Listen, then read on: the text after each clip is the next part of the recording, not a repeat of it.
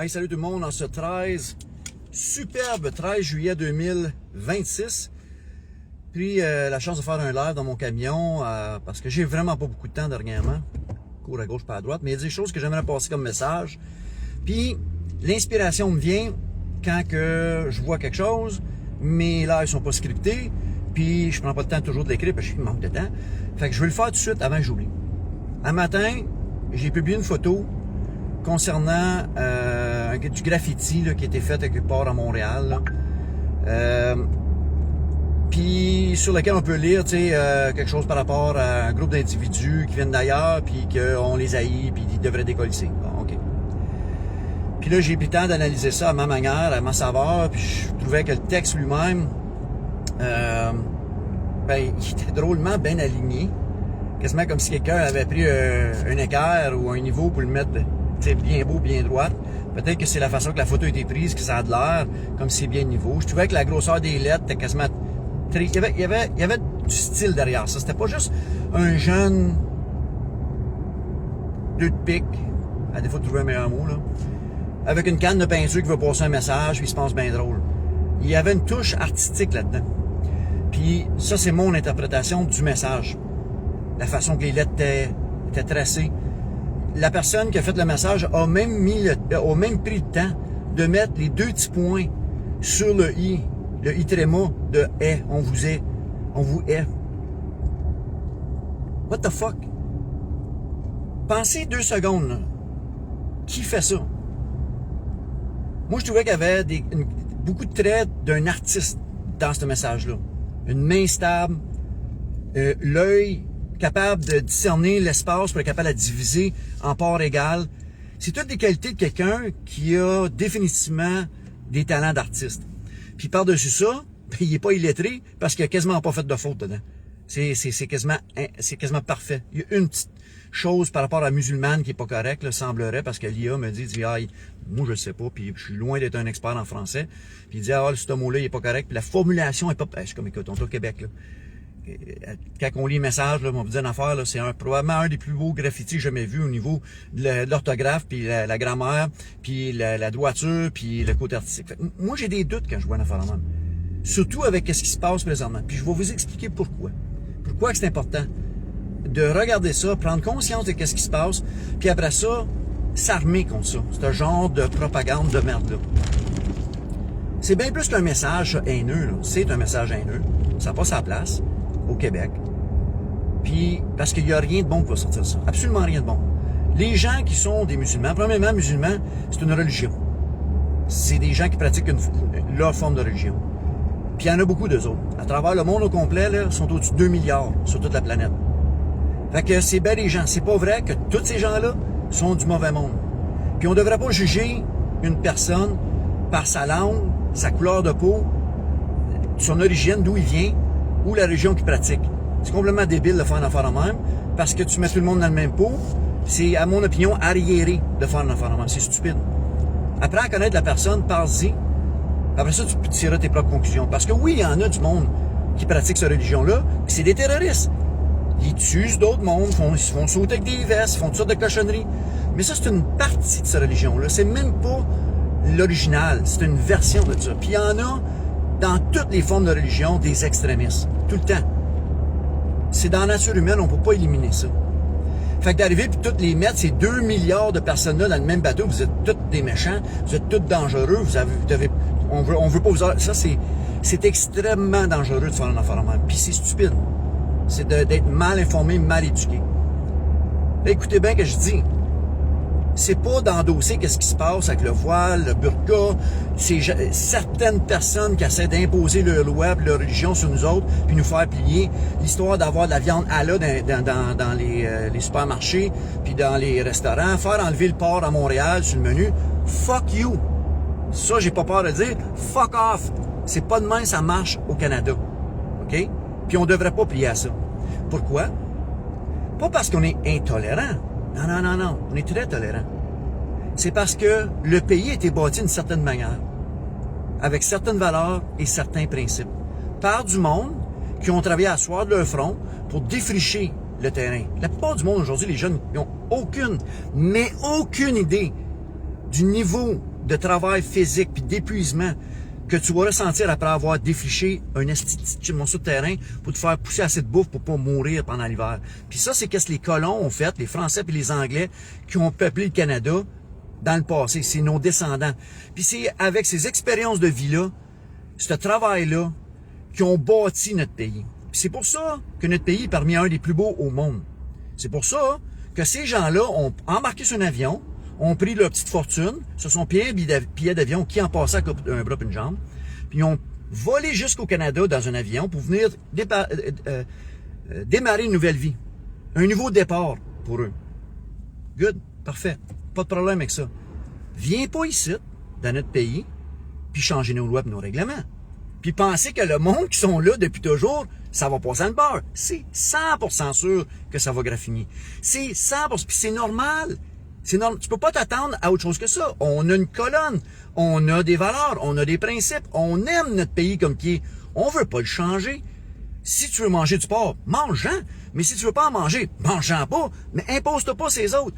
Moi, je t'en ferai pas manger. Je te pousserai pas du bacon dans le fond de la gorge. Mais viens pas me faire chier si j'en mange.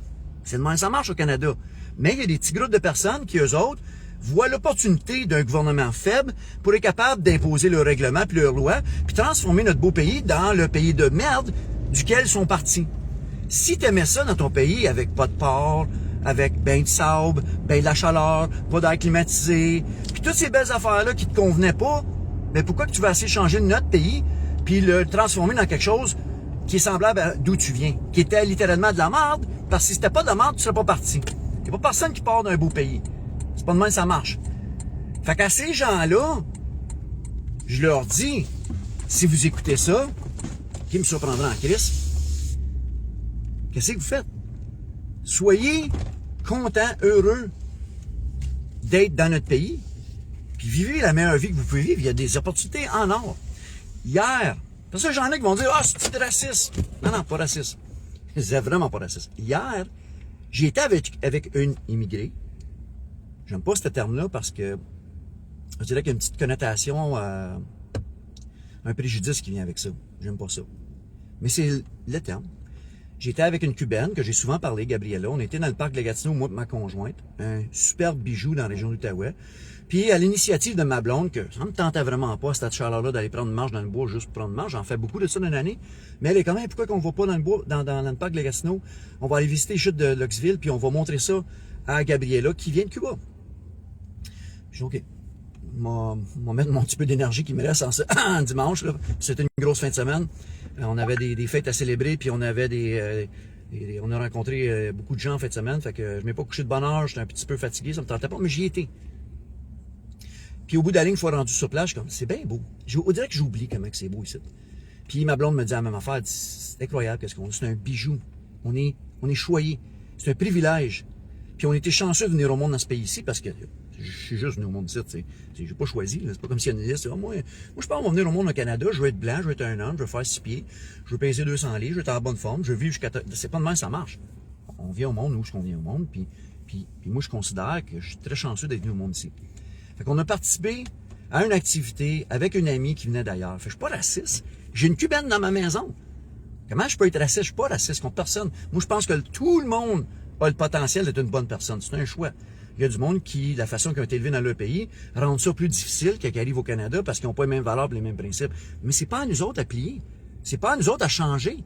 C'est pas à nous autres à dire, ben OK, toi, dans ton pays, c'est de même, fait qu'on va tout détruire, on va tout effriter notre histoire, notre culture, nos valeurs pour t'accommoder. Ça marche pas de même. Ça devrait jamais marcher de même. Mais ceci étant dit, ces messages haineux-là qui sont écrits, que je doute vraiment que ce soit authentique, là, je pense que c'est vraiment juste de la propagande comme d'habitude, parce que les médias, ils ont fuck all à écrire, parce qu'ils peuvent pas écrire les vraies affaires, parce que s'ils parlent des vraies affaires, ben ils se feront pas financer. Ils publient ce genre de photos-là pour créer de la division parmi nous. Créer une fracture dans notre société, parce que la communauté musulmane est grande. Il y en a beaucoup. Puis de plus en plus de gens qui viennent de partout sur la planète, qui se ramassent dans le Québec et au Canada. S'ils nous divisent, on est bien plus facile à contrôler. Puis moi, je pense que c'est ça vraiment le but derrière ça. Mais ça va plus loin que ça. Bien plus loin que ça. Parce que si je vous pose la question, puis il n'y a pas personne qui aura parlé de ça ce matin, personne ne va parler de cet angle-là. mais c'est une vraie angle. Puis c'est quelque chose qui est subconscient. Si je vous dis d'être honnête, puis de faire le lien entre un parti politique avec l'extrême droite, lequel des partis vous allez choisir? Puis vous pouvez l'écrire. Il n'y a personne qui va dire les libérales. Parce que inconsciemment, quand on parle d'extrême droite, tout le monde font lien avec les conservateurs, les gens plus de base, ceux qui tiennent à leurs valeurs, ceux qui tiennent aux vieux principes. Ça, par définition, c'est ça que c'est d'être un conservateur. C'est de conserver les valeurs et les traditions du passé, puis d'être un petit peu plus réservé quand ça vient à faire des changements drastiques au niveau de notre société. Les libéraux, eux autres, ben c'est un free-for-all, puis ils nous l'ont montré. Mark Carney, Justin Trudeau, dans des parades gays, qui font des affaires que la plupart du monde, 30 ans passés, ou 25 ans passés, aurait trouvé complètement inacceptable. Mais nos premiers ministres, Carney et Trudeau, se sont présentés dans des événements avec ces gens-là, puis ils ont endossé ce qu'ils faisaient. Ils ont supporté. Yes! Au diable les valeurs, au diable les principes, promène-toi la queue à l'air dans le milieu des rues, en avant des enfants. Il n'y a rien de mal avec ça, c'est correct. Nous autres, on est progressistes, on est ouverts, on est libéral. Free love for everybody, love and peace for everybody. Ben, ça avec ce genre de déchéance-là, ça mène à l'écroulement d'une société. Moi, c'est pour ça que je ne trippe pas bien là-dessus. Encore là, je vais être clair, vraiment clair. Fais ce que tu veux chez vous dans ta maison. Tu veux t'habiller en femme quand tu es un homme, là, avec la dentelle, là, c'est tes affaires. I don't care. Tu baises un autre homme quand tu es un homme, tes affaires. I don't care. Garde ça pour toi. Garde ça chez vous. Garde ça dans ta vie. Je ne viendrai pas te dire quoi faire. Personne ne devrait te dire quoi faire. Mais sors pour ça dans la rue. Puis de t'exposer, comme la plupart de ces gens-là font dans ces parades-là, ben, moi, je trouve que c'est inapproprié. Fait que par définition, je suis conservateur. Puis eux autres, qu'est-ce qu'ils essaient de passer comme message dans les médias, puis c'est ce bout-là qui est le plus important de tout ce que je dis, c'est qu'ils veulent faire le lien. Message haineux, extrême droite. Extrême droite, puis ça c'est la partie subtile, conservateur. Personne ne veut être un méchant. Moi, je veux pas être un méchant. Moi, je suis pas haineux. Puis je veux pas être étiqueté comme un raciste parce que je le suis pas. Je le suis pas, par définition. La preuve à l'appui, comme j'ai dit, j'ai travaillé avec des gens de l'Inde, de partout, sur la planète, du Congo, Chris. Il y a un homme dans mon camion pendant des mois qui travaillait avec moi, qui venait du Congo, Pierre Dibanga. Superbe dude, un gars super allumé, un ingénieur tellement intelligent, tellement intéressant, tellement respectueux.